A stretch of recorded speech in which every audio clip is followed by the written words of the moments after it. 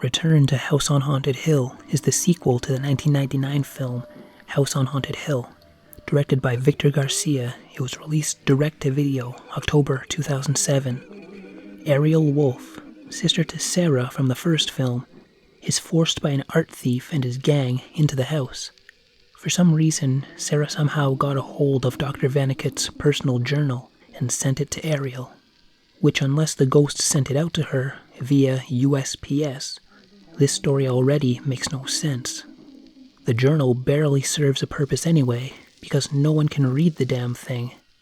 They're looking for an artifact statue from Dr. Vanekut's collection.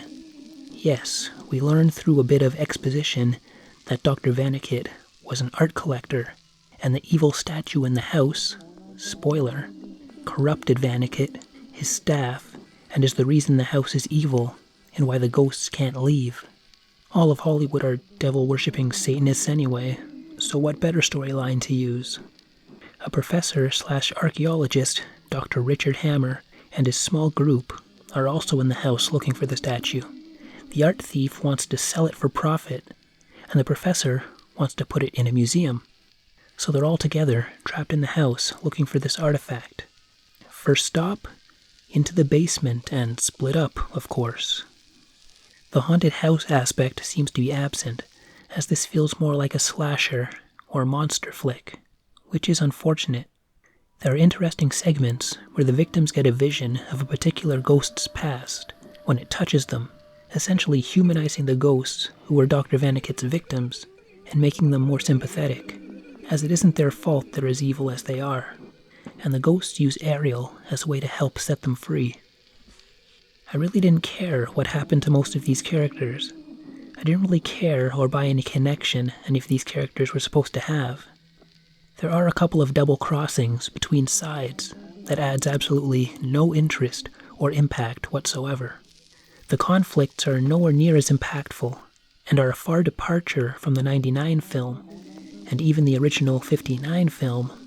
The spiteful interactions between the Price couple, the people attending the party looking for a quick payday if they can survive the night, learning why Price's guest list was changed to these specific people. Much more engaging story segments than in this movie. I felt most for the main character Ariel, because her sister was killed and she's kidnapped and forced into this crazy house. And perhaps Dr. Richard Hammer, because he's just doing his job, trying to preserve an archaeological find. I noticed he kinda looks like Jeffrey Rush, who was in the previous film, so that was kinda interesting. This movie is also full of unnecessary nudity, bottom-of-the-barrel sex jokes, and everyone spouting unfunny, dumbass quips at each other. There's a point where one character insults a guy, and he replies, "Not funny." Exactly what I was thinking throughout the whole movie. Not funny. Not funny. Yet it constantly throws dumbass lines your way. Even though there was a comedian in the 99 film, Chris Kattan, his humor came from his awkwardness and fear of the house, and any other comedic lines felt more natural, like the bickering Price couple. In this movie, everyone's a smartass. This movie has no class at all. Ali Larter, the star of the 99 film, wisely turned down a return engagement to this project, and a third film in the series was scrapped due to poor reception to this movie. The only one returning is Jeffrey Combs as Dr. Richard Vanekut. The music is appropriate, but forgettable. I'm humming the theme to the 99 film in my head right now. I don't remember a single note from this movie. I like the sound effects, screeching ghosts and weird noises. Most of the practical effects are well done. When they find the statue, though, it's in this ridiculous-looking organic room that looks like a brain. Most of the computer effects are not very well done, with only a couple nice shots here and there. The cinematography captures the haunted house mood. It's just too bad it doesn't feel like a haunted house movie. The directing is fine and passable. No issues with the directing. There aren't many steady shots, and goes for more of a freehand look.